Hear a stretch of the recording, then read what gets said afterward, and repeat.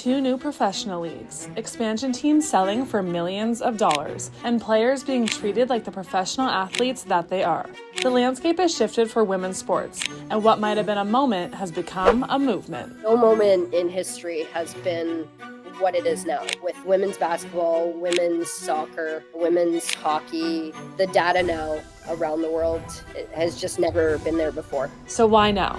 You can trace the change to summer of 2020 when the pandemic forced professional sports leagues, both women and men, to play in empty arenas. The WNBA in particular found itself front and center, pushed to the front pages as much for its players' social advocacy in the wake of the murder of George Floyd as for its competition in the Florida Wobble.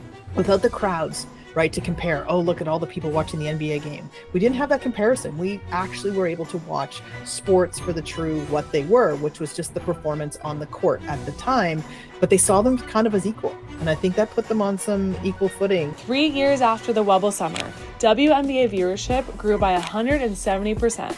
Indicative that the times really are changing. Across North America, women's sports franchises are receiving an influx in financial investment. Disney CEO Bob Iger and his wife, Willow Bay, purchased a stake in the heavily celebrity-backed Angel City FC, the LA-based NWSL team now considered the most valuable women's soccer team globally at $280 million. The WNBA's expansion team, Golden State Valkyries, were recently valued at $500 million USD, the most of any team and 10 times what the owners paid just 2 years previous to joining the league. And the PWHL added 2 new teams just 2 years after beginning to play. I mean, we're seeing smart and different investors get into women's sport. We're seeing Alexis Ohanahan and Serena Williams knowing where to put their money. You know, anybody who plays in the stock market, anybody who kind of bets, you know, they want that big return. And women's sports is the place they can get it now, and it's pretty well guaranteed. The shift trickles down to the consumer level too, as marketers crack the code and target women.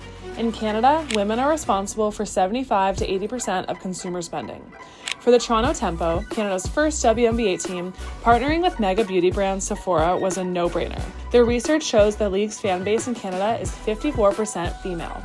After women's sports generated an astronomical $1 billion in 2024, the industry is expected to be worth $2.35 billion this year, according to Deloitte.